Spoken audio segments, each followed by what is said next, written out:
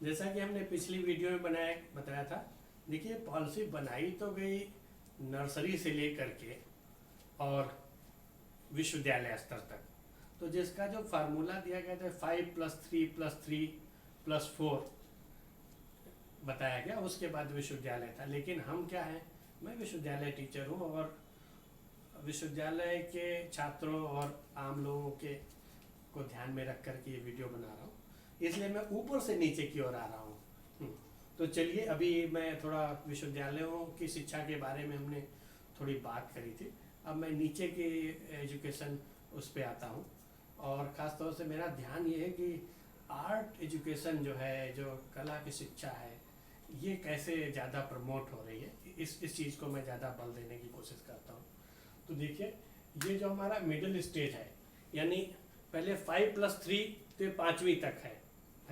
उसके बाद वाला जो +3 है, यानी 6, 7, 8, उसकी ये बात है, वो मिडिल स्टेज है। तो उसमें क्या होने वाला है, पहली चीज़ ये है कि ये जो पोर्शन है कक्षा 6 से 8, जिसको 5+3+3, जो दूसरा वाला +3 है, तो वहाँ पे क्या होना है, पहले तो यहाँ पर एक भारतीय भाषा सीखने के लिए कहा जाएगा। और अभी तक क्या है, देखिए आज 70 साल हो गए हमारे देश को, और एक बहुत बड़ा देश है जिसमें बहुत सारी संस्कृतियाँ हैं, बहुत सारी भाषाएं हैं, कल्चर है। और आप जानते हैं कि भारत के एकीकरण के लिए एक भाषा जो अंग्रेजों ने राजभाषा स्थापित किया था, अंग्रेजी, उसके द्वारा उन्होंने पूरे देश को 200 साल तक चलाया। तो अभी भी अंग्रेजी संपर्क भाषा बनी हुई है। उत्तर भारतीयों को हमेशा लगता है कि हिंदी बहुत पॉपुलर, लेकिन हकीकत ये है कि हिंदी हमारे उत्तरी भारत के कुछ बेल्ट में पॉपुलर है और पूरे भारत में इसकी स्वीकार्यता तो बहुत बड़ी है। लेकिन तमाम क्षेत्रों से ये हमेशा आवाज़ आती रही कि भाई हमारी लोकल भाषाओं को दबाया जा रहा है। तो मैं ये बताना चाहता हूँ कि भारत में जितनी भाषाएं बोली जाती हैं, चाहे वो पंजाबी हो, तमिल हो, तेलुगु हो, मलयालम है, बांग्ला है, असमिया है, या जो भी भाषाएं हैं, हम सभी हमारे ही देश की भाषाएं हैं। मराठी हैं, गुजराती हैं, सभी हमारे देश की भाषाएं हैं और इनमें बहुत ही संपन्न इनका लिटरेचर है, इनका इतिहास है, और यहाँ तक कि दुनिया के बड़े भागों में बड़ी आबादी इसको बोलती है। तो इसलिए भारत को एक करने के लिए ज़रूरत यही नहीं है कि एक ही भाषा पूरे देश पर थोप दिया जाए, बल्कि ज़रूरत यह है कि हम बहुभाषी हों। जैसे दक्षिण भारत के लोग मेहनत करके हिंदी सीख रहे हैं, तो मुझे लग रहा है हमारे लोगों को भी मेहनत करके उनकी भाषाएं, और जो दक्षिण की भाषाएं हैं, जो बांग्ला भाषाएं हैं, उनको सीखना चाहिए। तो ये एक मुझे लगता है सरकार के द्वारा अच्छा कदम है। और ये जो कक्षा 6 से 8 तक का जो समय होता है, ये बच्चों के अंदर तक सीखने की, इनोवेशन करने की, ये अनंत ऊर्जा का समय होता है। आप लोगों ने भी इस दौर को देखा होगा, क्योंकि उस समय ये होता है कि हमारे पास सीखने की क्षमता पूरी हम विकसित हो चुकी होती है और हम बहुत तेज़ी से सीखते थे। इस दौर में उन्होंने जो रखा कि भाई एक भारतीय भाषा, तो आप अपनी पसंद की कोई भी भाषा ले सकते हैं, जो भी भाषा आपको लगती है कि भाई ये एक लैंग्वेज हमें लेना चाहिए। हाँ, कक्षा 6 से हमको अंग्रेजी भी पढ़ाई जाएगी। हालांकि जैसा कि अब मैं प्राइमरी पे जाऊंगा तो वहाँ पर ये बात थी कि भाई प्राइमरी जो शिक्षा है वो उनकी मदर टंग में, मातृभाषा में दी जाए, लेकिन कक्षा 6 में से हम लोग अंग्रेजी पढ़ेंगे। तो सबसे पहली चीज़ क्या है कि एक भारतीय भाषा सिखाई जाएगी। दूसरा, यहाँ कंप्यूटर इंक्लूड किया जा रहा है, कंप्यूटर पे काम करना, कंप्यूटर कोडिंग करना, क्योंकि आज के दौर में कंप्यूटर एक बड़ा इम्पोर्टेंट चीज़ है। अच्छा, बाकी और विषय क्या, मैथ है, साइंस है, आर्ट्स है, इनके जो विषय हैं उसको आप एज इट इज जैसा पढ़ते हैं वैसे ही पढ़ते रहेंगे। जो सबसे ज़्यादा जो जरूरी जो चेंज आपको हमें दिख रहा, तो वो क्या है, वोकेशनल ट्रेनिंग। ये वोकेशनल ट्रेनिंग ही सबसे ज़्यादा इम्पोर्टेंट चीज़ है जो यहाँ पे जोड़ा है। पहली इम्पोर्टेंट चीज़ है कि एक भारतीय भाषा, दूसरी चीज़ है वोकेशनल ट्रेनिंग। अभी तक हम लोगों ने क्या सीखा था, पहली चीज़ है कि हम लोग जो हमारी पूरी स्कूली शिक्षा थी, जो पद्धति थी, वो श्रम के महत्व को कम करने वाली।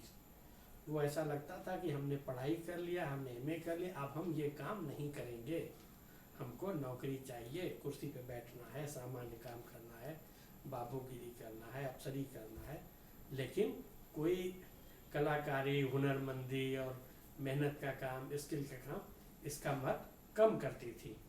तो इसमें क्या होता, इस समय हर बच्चा जो कक्षा 6 में होगा उसको अपनी पसंद का कोई स्किल भी सीखने का मौका मिलेगा। अच्छा, वो स्किल क्या हो सकती है?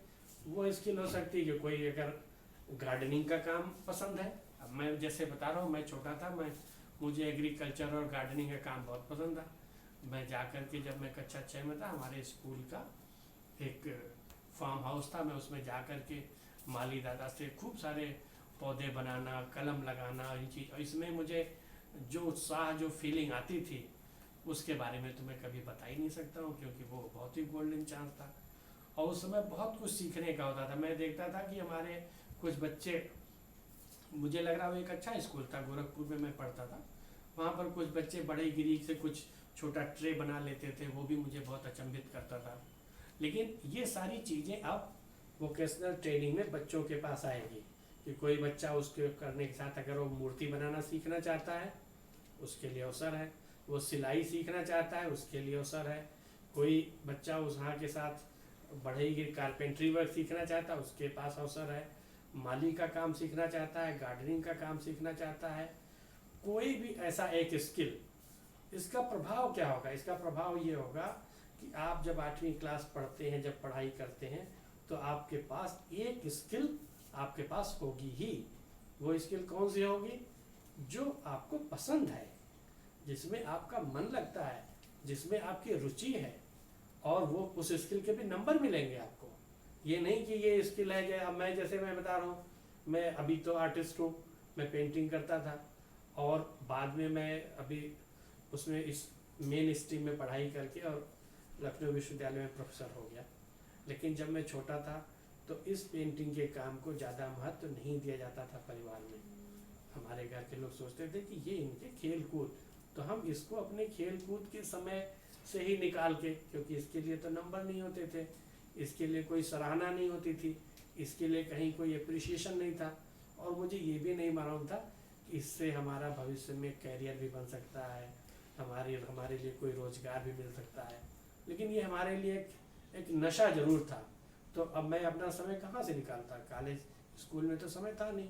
तो ये समय हमारे खेलने का, हमारे खाने का, हमारे दोस्तों से मिलने के समय में से काट करके मैं बाकी समय पेंटिंग बनाना, मूर्तियाँ बनाना, क्राफ्ट करना, बढ़ईगिरी करना, मालीगिरी करना, इस तरीके के काम में लगा रहता था। तो अभी जो बच्चों के पास इस चीज़ के काम करने के लिए एक अवसर है, और सारे छात्र जो भी पढ़ते हैं, मैं जानता हूँ कि ईश्वर किसी को खाली हाथ से नहीं भेजता है। जिन बच्चों को आप देखते हैं कि वो पढ़ाई में उनका 90% नंबर नहीं आया, तो वही बच्चे कुछ ऐसे होते हैं, वो स्किल में, पेंटिंग में, संगीत में वो 90% वाले होते हैं। लेकिन वहाँ पर तो आपने उनको जगह ही नहीं दिया, संगीत के लिए जगह नहीं दिया, दूसरे चीज़ों के लिए जगह नहीं मिला। आपने हर एक को लिए केवल 3 ही स्ट्रीम दिया, या तो तुम कॉमर्स करोगे, या साइंस करोगे, आर्ट्स पढ़ोगे, बाकी तो करना ही नहीं। तो बाकी चीज़, तो इसका मतलब है वो या तो इन तीनों में पास होगा, नहीं तो वो 40% वाला होगा, 3rd डिवीजन वाला होगा, वो डिप्रेशन में होगा। तो यहाँ पर बच्चों के एक विकास को लेकर के, उसके पूरे मानसिक विकास पर बहुत ध्यान दिया गया है।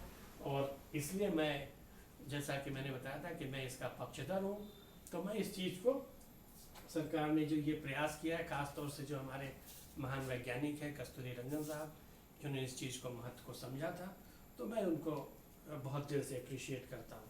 अच्छा, एक बात और मैंने बताया कि जब पहले भी आर्ट एजुकेशन जब वापस आई थी, तब भी किसी आर्टिस्ट ने नहीं लाया था, उसको भी प्रोफेसर यशपाल ने लाया, जो एक वैज्ञानिक थे। तो ये जो एक कॉन्फ्लिक्ट है लोगों में कि भाई विज्ञान कला से अलग है, नहीं भाई, इतना मत सोचिए, कोई कहीं कोई से अलग नहीं है।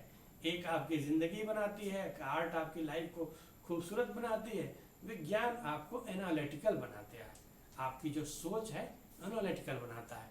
अच्छा, आगे मैं इसके बारे में और बताता हूँ।